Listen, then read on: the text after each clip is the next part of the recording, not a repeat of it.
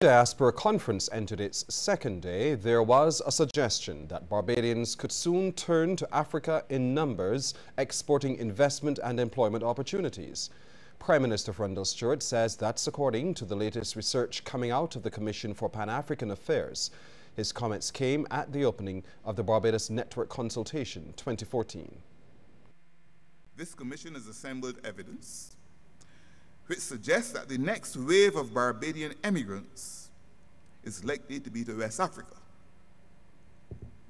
The fact that Nigeria's economy is about to overtake that of South Africa as the largest in Africa, and the fact that the economy of Ghana is one of the fastest growing economies in the world substantiate this prediction. We stay with the Diaspora Conference and hear that a vision is being put forward for government to tap into the billion-dollar online ancestry industry. It's believed Barbados has the capacity and the documentation to make this the next big money earner for the country. It's the view of ancestry expert Sandra Tate-Edie, guest speaker at this morning's workshop on family history on the second day of the Diaspora Conference. According to her, records kept here, some of which date back to the 1600s and 1700s, are in good condition and can provide a platform for creating an electronic database. The ancestry expert explains there are a number of popular websites generating millions of dollars from people searching for their ancestors. She believes a similar setup can be done locally. She says the diaspora is already leading the charge but wants more Barbadians to get involved. The Barbados diaspora is driving a lot of interest here in Barbados. When we come home, we're at the archives. If you go to the Barbados Archive and you look at the books of people who come through, it's the diaspora. And the more we push, I'm thinking the more people here will catch on and want to do this. So I would say we have the capacity to tap into it, but we just need to get people excited and get them more aware. Ms. Tate-Edie also views this as a chance to add more color to Barbadian heritage. We need to document our stories because no one else is going to do it for us. And so while our historians are looking at the bigger, societal structures and institutions, family history feeds into that. And so the more we learn about our families, the richer the national picture looks, the richer the institutional picture looks, because then there's a lot more information coming. And businesses in Barbados are taking advantage of what they say is added exposure at the ongoing network consultation. For them, it's a chance to showcase their products and services to the diaspora, as efforts are on to forge greater links. On show are several small and established businesses. Judy Lorne of Selena's Spice Creations would like to get her products into markets where the diaspora calls home. She says her products make Barbadians feel like they are home. To the Barbadians that would have lost in other words, they would have not seen these products for a long time. You just can't walk into a store and pick up any of these things, as opposed to like you're here in Barbados, so you just go in any store and get some gooseberries or some tamarind balls. Kay Thomas of Specialty Foods Alliance Barbados is also hoping to fill the needs of the diaspora. We've had very good responses wherever we've taken them. The Bajans have commented that the Bajan bakes taste like home. They taste like what the granny used to make, and that's really great because it's packaged in such a way that it's very convenient. So if you don't know how to make it, you can just add water. It tells you how much water to add. It tells you how much oil to fry it in. It's really, really easy, and all our stuff complements each other. At least one local organization is concerned that some communities on the island appear to be out of control, and the Men's Educational Support Association wants efforts made to bring them back in line. Chairman Ralph Boyce is suggesting law enforcement plays a greater part. I'm always surprised when I hear and see shooting and police. People know who these people who have the guns are. They know. They tell you. In fact, they have a system in Barbados where people rent guns out. So you hear somebody come and say the person who rented the gun from came and took up the gun and went along. So if the community knows that, it means the police got to know that too. So there have to be stronger police control and police discipline in the community. That if one or two youngsters are involved with guns and drugs, the police need to apprehend them and to deal with them. Mr. Boyce is reminding residents of their role in uplifting their various communities. Not just the mothers and fathers, but the whole community had the authority to discipline the children. Over a period of time, we have dismantled that. They've said to, in fact, I've heard people saying to the teachers, don't hit my child. They've dismantled it. They've dismantled that community control. So now what we have is a community very often out of control. The parents can't deal with them, and the community very often is afraid to even speak. I go to a place playing dominoes, and some nights the swearing, starting with the swearing and cussing is so disruptive that I have to speak to the youngsters and some of the older men. But it's become almost routine, that along with smoking of drugs. News about those income tax refunds that are due next. But first, we want to hear from you on this question. Do you believe that financial assistance from the Barbados diaspora can help to turn the economy around? Text yes or no to short code 8111. The results at the end of the news.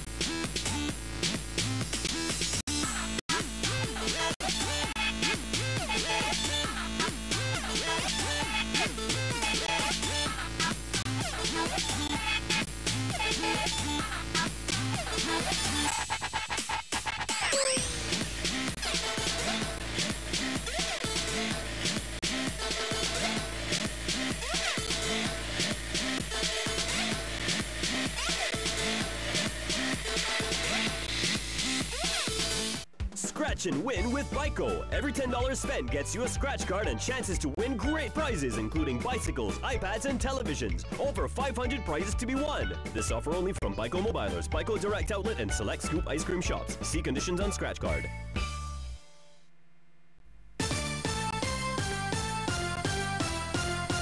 Thousands of Barbadians should start to receive their income tax returns from this month. That's according to Erica Lazar, the communications officer with the Barbados Revenue Authority. We are working assiduously on getting the refunds out to the public. They will be issued this month, definitely. Persons can look forward to receiving their income tax refunds this month, for sure. Well, earlier this year, the tax filing deadline was extended from April the 30th to May the 2nd without penalty. At the time, BRA officials said the extension was because the system was inaccessible to taxpayers for a few days. Finance Minister Chris Sinclair has called on members of the opposition and others to be wary about the type of alarming statements they make about the Barbados economy and its effects on investor confidence. Mr. Sinclair made the comment in his contribution to parliamentary debate on a resolution to acquire the Sam Lord's Castle property and adjacent beach. We have to be very careful what we do and say, not only in this house, but also in other places as well, in relation to this economy and what is happening in Barbados. Oppositions have their role to play. They must oppose and oppose vigorously, as is their responsibility. But they do not have the right and cannot abrogate onto themselves the right to tear this country and its economy down, to make everything look bad or sound bad, or give the impression that everything in Barbados is totally sharp, only for the purpose of gaining office. Mr. Sinclair has also taken issue with a suggestion that the price of water is one of the major costs facing local hoteliers. It is not well known that Barbados has one of the lowest water rate fees in the world, and certainly in this Caribbean. And that is a fact, cannot be disputed. What we pay for water, a lot of people around the world and in this Caribbean region don't pay for water. We got one of the lowest water rates anywhere in the world. And if there is an issue of costs, operational costs in hotels, I know it's not water. It can't be water.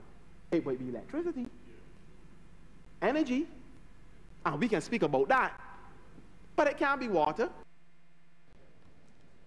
Prime Minister Frundle Stewart believes the passage of 11 years is more than enough time for government to help get the property back into operation. He says the property cannot be allowed to fall into further disrepair.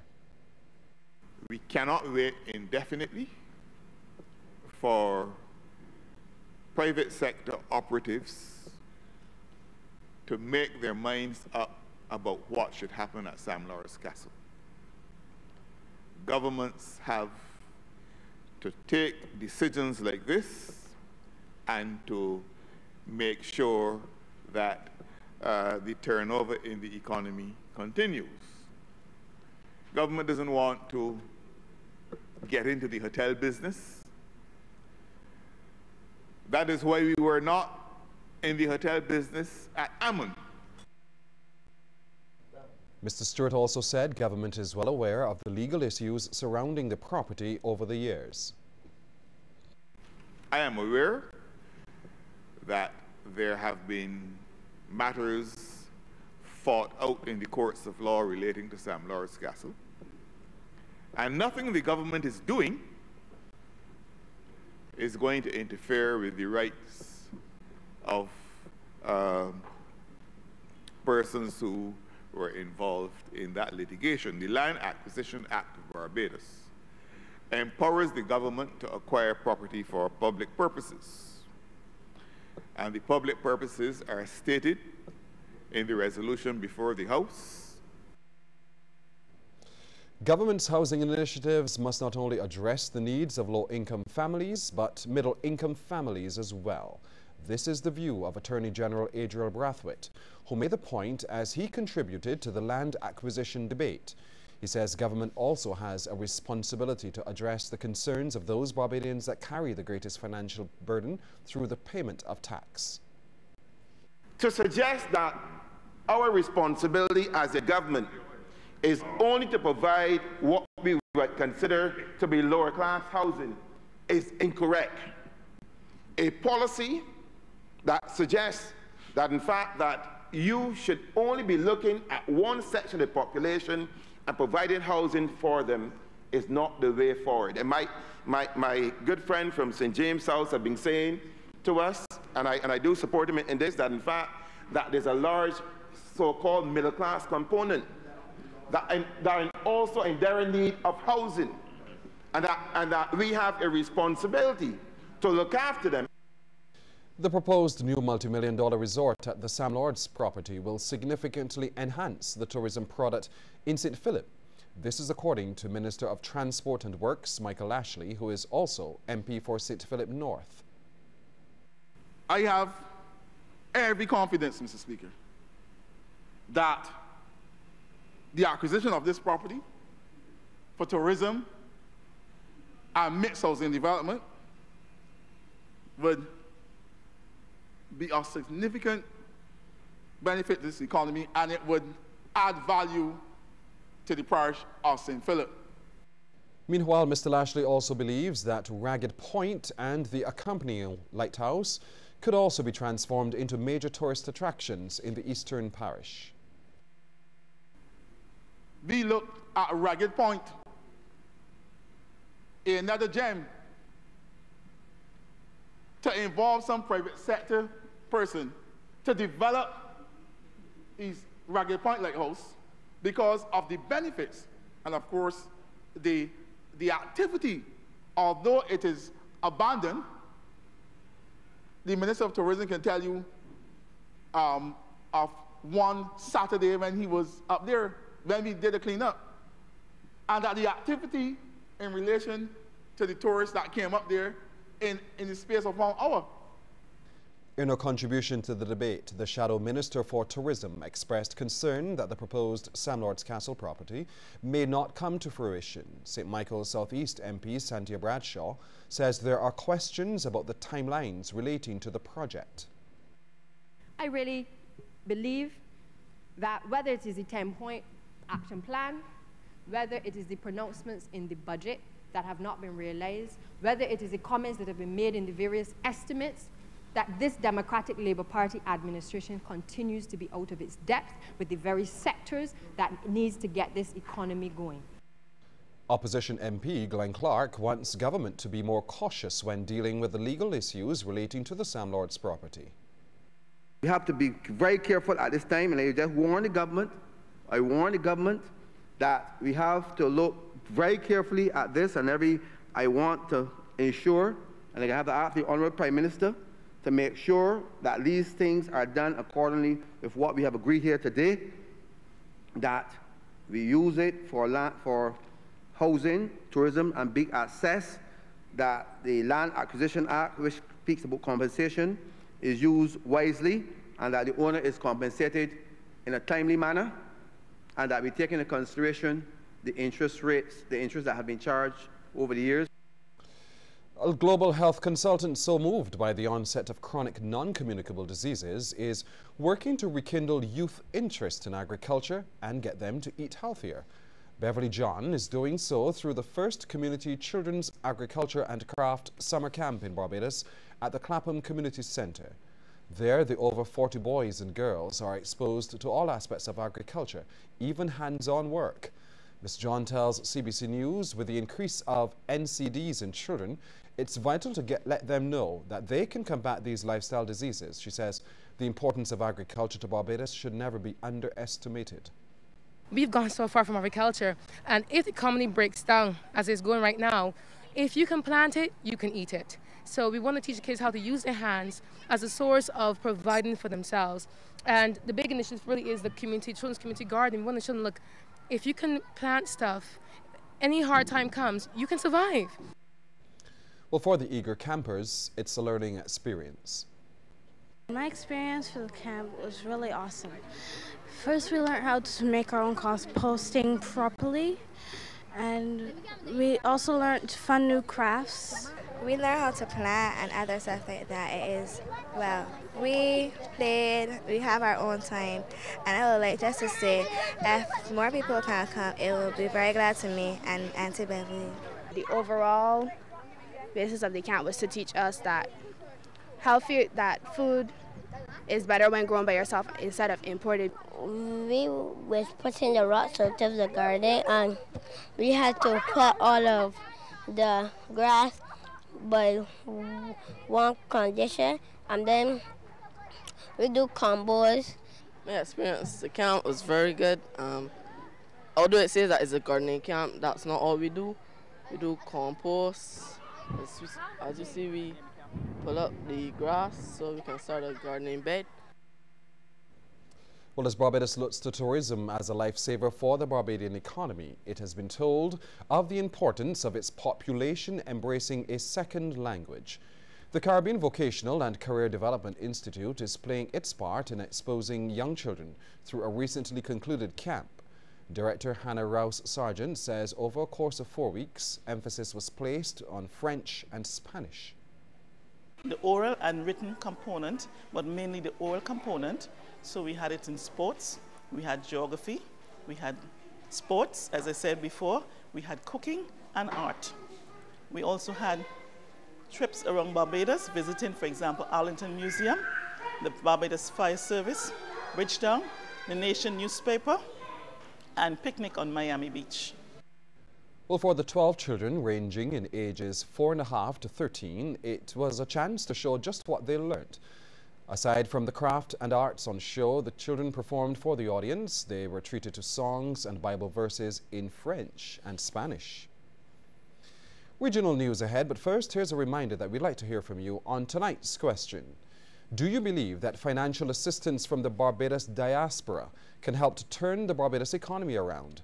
Text yes or no to short code 8111. The result.